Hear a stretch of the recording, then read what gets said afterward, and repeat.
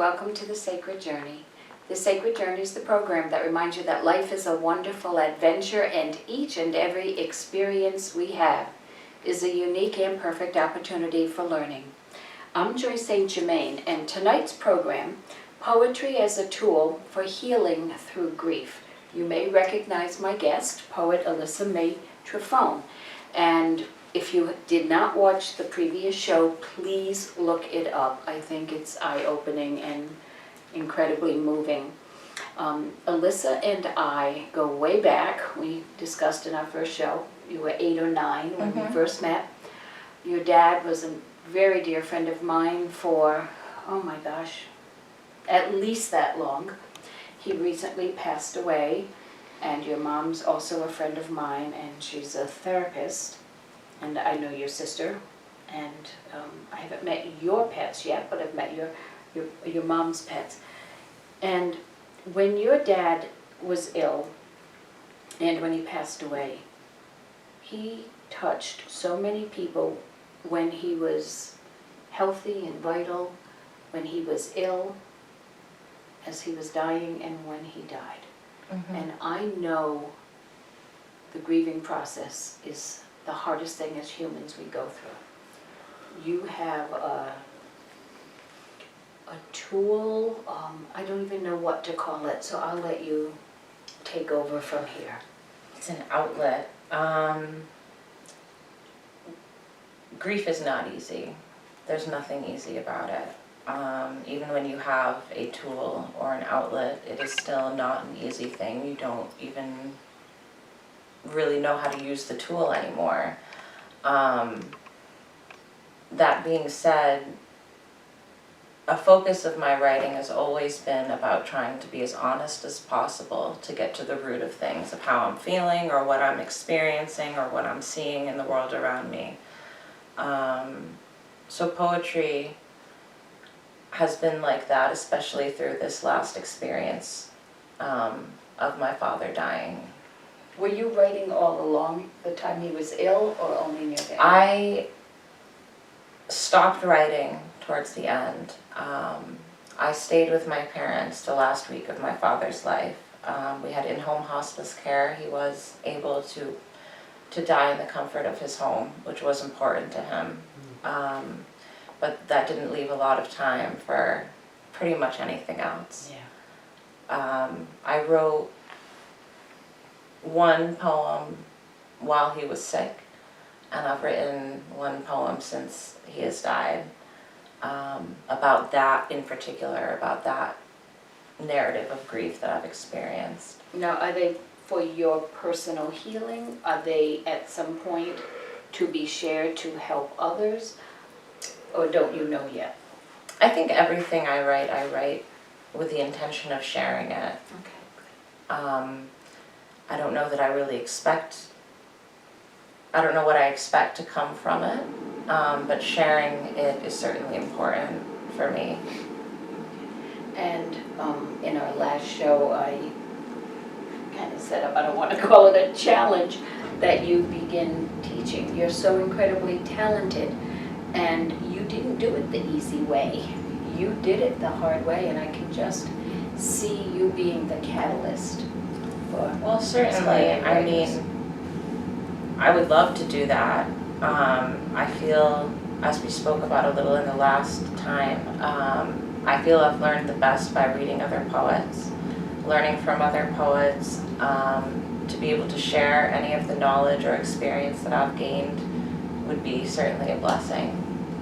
We'll look forward to that. Well, I'm literally going to let you be in charge of this show and to navigate, to stop when you want and share a poem or a thought. I'll pipe in if I feel like I need to, but this is such a personal journey that you are in the midst of. It's not like you can reflect back and say, this is where I was and what I did. Like the last show was a little bit past tense, up to the future. This is, you're in it. Within the last few months, yes, absolutely. The first poem I wrote about my father, I had not written anything in quite some time. I knew that I needed to write. When I don't write, I feel very clogged up inside of me. And I know that something needs to get out there. I think a lot of artists can probably relate to that feeling. Exactly. I call it being like a caged animal. Absolutely. You still have the same energy, but you're confined. Mm-hmm. You can't use it, so you need to. That poem was actually written from a prompt that someone gave me, which writing prompts are extremely helpful tools in terms of writing. Whenever I'm stuck on something and I want to write a poem, I don't know what I want to write about, you look up any writing prompt you want. Okay. A favorite of mine is a scientific fact. There's a lot of beauty in science, a lot of poetry in nature. If you look up 10 animal facts and pick one, like lobsters mate for life. I don't know if you knew that, but they do. Did not.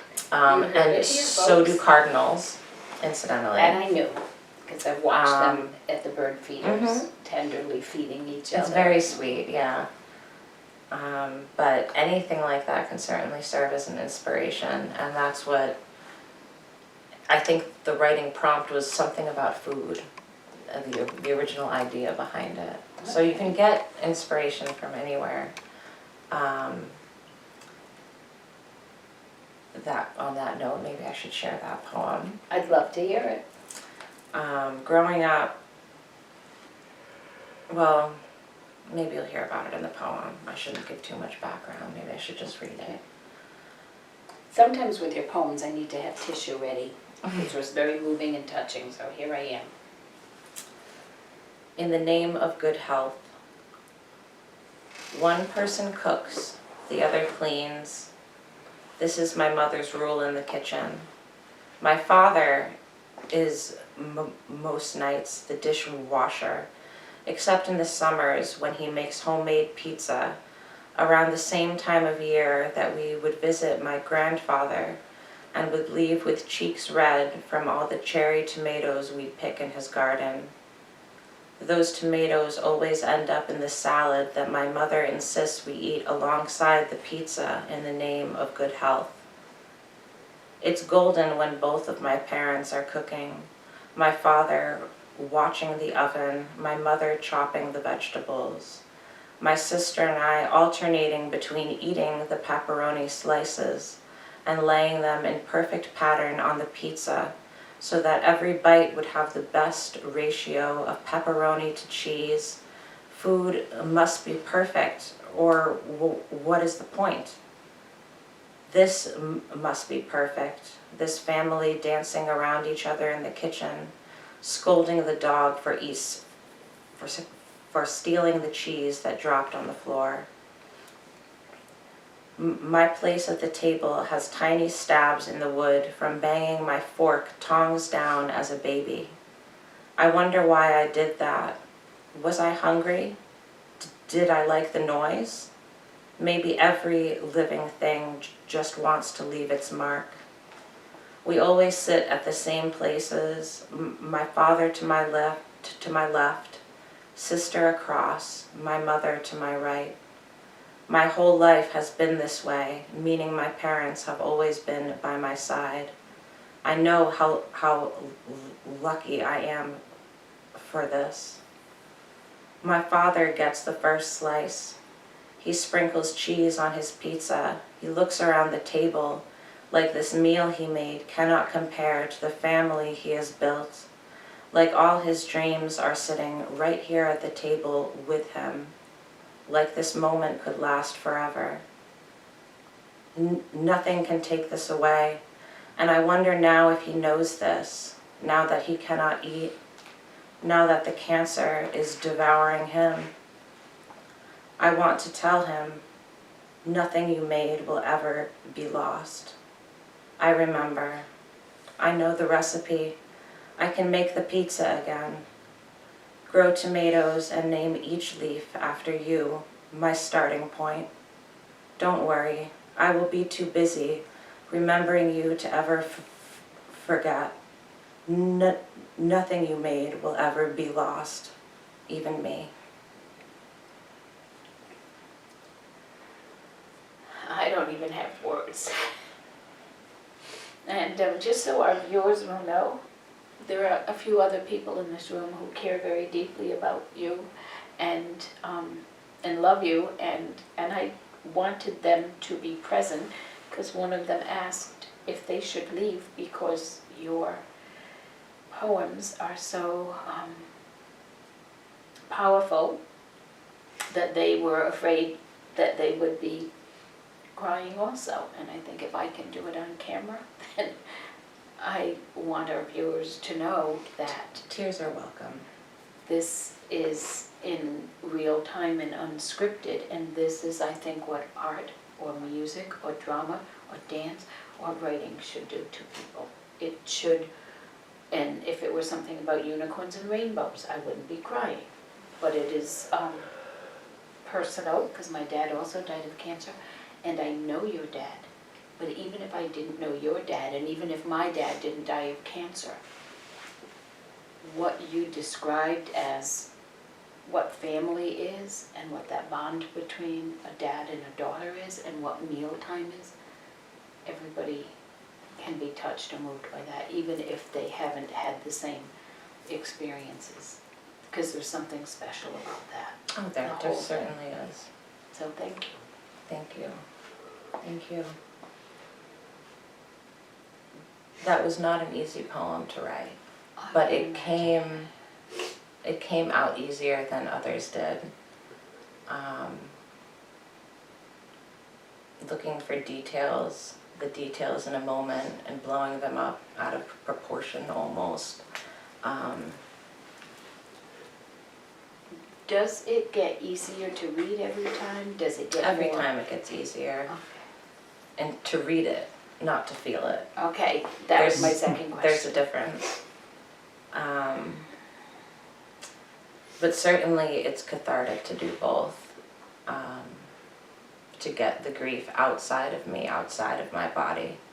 I think that grief is probably a trauma, and trauma lives in your body. So to get it out in some way, whether it be your voice or your body or finger painting or cooking in the kitchen, I think doing something like that is very cathartic for anybody that's going through any sort of trauma or grief. Yeah, there's evidence that shows what grief does to the body. We know what it does to the, the emotional being, but what it does to the physical body. That's something I don't know how much it's talked about often, and that's something I think that it's important to center that in conversations about grief, because people feel it, and you feel it in your body. You feel the brain fog, you feel the tightness in your chest, all of it. Yeah. It's very much a physical reaction. And your dad was so proud of you that throughout the years he would tell me when you had a poem you were sharing, when there was the poetry slam or the poetry, the last one, the online one, and knowing both of your parents, you grew up with adults that understood how important it was.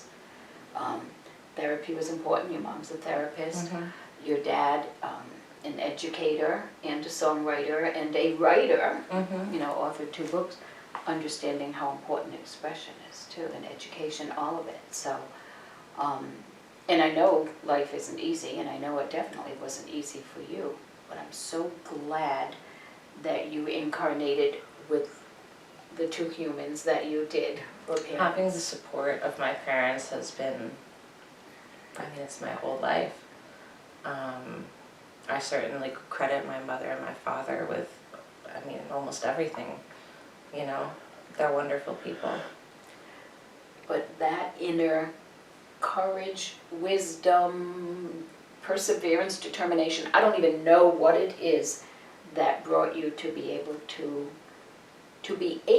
write like that, and to be willing to write like that. They're 2 different things, because that, I'll just treat it like an artist. If you are painting or sculpting or drawing something of an emotional nature, that getting it out is going to hurt too. Not just, and then every ripping time off you a see Band-Aid. it right here. Yeah, good way to put it. For sure. for sure. The second poem I've written for my father was after he had passed away. And the whole thing, the whole time that my father was sick was such a blur. It was so filled with so much activity. And I wanted to sit down and write about the experience I had of being a witness to my father's death. And how meaningful and important that was for me to be able to care for him in his last days. Certainly with the help of the wonderful hospice nurses, God bless them. They're anybody in palliative care, hospice nursing, I don't know how they do it. It's a remarkable field. It takes special people to do that. It certainly does. So I was reflecting on things that my father has taught me, and how we talked about finding a scientific fact as an inspiration. Well, a conversation with my father when I was about 7 years old was the inspiration for this poem. Okay. And if we haven't said in this show, your dad was a science teacher. He was a biology teacher for very many years at the high school, yes. So I think part of that, I don't know, I was never very good at math or science, but maybe that's my tribute to my father now in my poetry of trying to get inspiration from science. So this one is called Blue. 1. I am 7. The air smells of your roses blooming in the backyard, of everything green and living. I look up at the sky, marveling at its effortless blue. I ask you, Daddy, why is the sky blue? You tell me about the particles and gases in the atmosphere and how they scatter the sunlight in all directions. Blue light travels as shorter, smaller waves and is scattered more than any other color. That's why we see the sky as blue, you say. I imagine indigo waves like the waves in the ocean, made of particles of sunlight crashing in the sky. The sea is blue and the sea is forever. Anything blue must belong to infinity. Maybe the sky goes on forever too. I know at least your knowledge is omniscient in the way all children know that their parents could be God.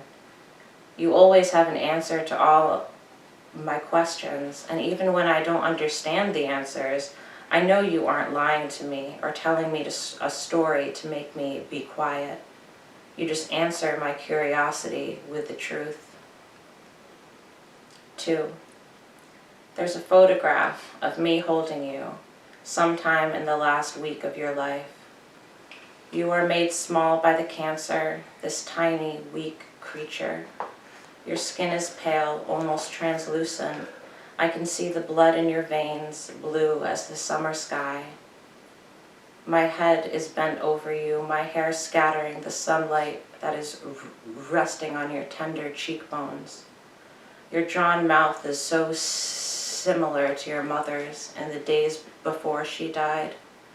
Your smile has faded deep into your chest by now. Your shirt is cut open in the back like a hospital gown so the nurses can check all the tubes running oxygen and painkillers into your body, into the places it hurts that no doctor could reach. The photograph does not show your exposed back, but I remember my hand on your bare shoulder, how surreal it was to feel my father like a child in my arms. 3. I stay with you and Mom all through the last week of your life, sleeping on the floor or the couch so I can hear you when you can't sleep, when you try to raise your fragile body up off the hospital beds that the nurses had set up in the living room of all places. 4. The overnight nurse calls my mother and I downstairs to witness your last breath at 5:15 in the morning. She tells us that it is unusual for you not to die at night when it is quiet, that most people wait for darkness to pass. Everything about your death was unusual. The painkillers stopped working. You fought to stay alive even as your body admitted that this was the end. Your throat, just hours before the end, gasping for air, woke me up. I stumbled downstairs to the cracked sound of your vocal cords trying to call out, but you could only moan, words lost somewhere between your lips and the sky. 5. My grandmother had told me that one's hearing is the last thing to go, so I whisper, "I love you, Daddy," as I watched your last exhale leave your open mouth and enter the morning light. 6. The hugeness of the sky holds nothing on my mother's atmospheric grace. Her eyes are splashing in puddles of grief, shining in resilient water. She looks at me and she starts breathing softer, draws a smile out from the well of her chest, offering it to me like it is all she has left. She whispers to me slow, "We walked him home."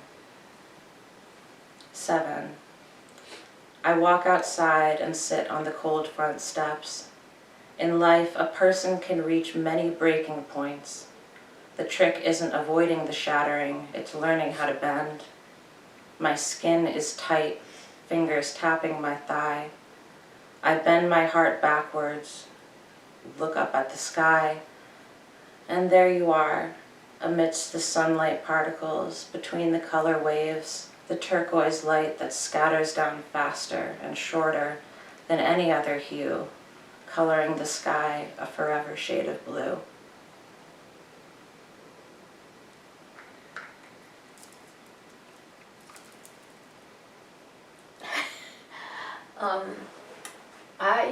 I remember those days. I was in touch with you and your mom, and spoke to your mom and spoke to your dad when possible through Zoom and through phone several times a day, and your words just cradled that experience. That it was deeply personal and private, but it's so meaningful to so many people that couldn't even understand when they were going through something like that, what they were going through. And I think what you just did is allowed all of us who have had an experience like that to be in it in the most healing way possible. Because when you're there, it's a blur. Mm-hmm. And then now to say, yeah, that was what it was like. That was how we connected and related at the end. And we have 1 minute left. Hard to believe our time has gone by.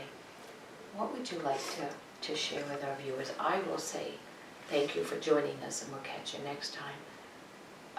Your words will carry us out.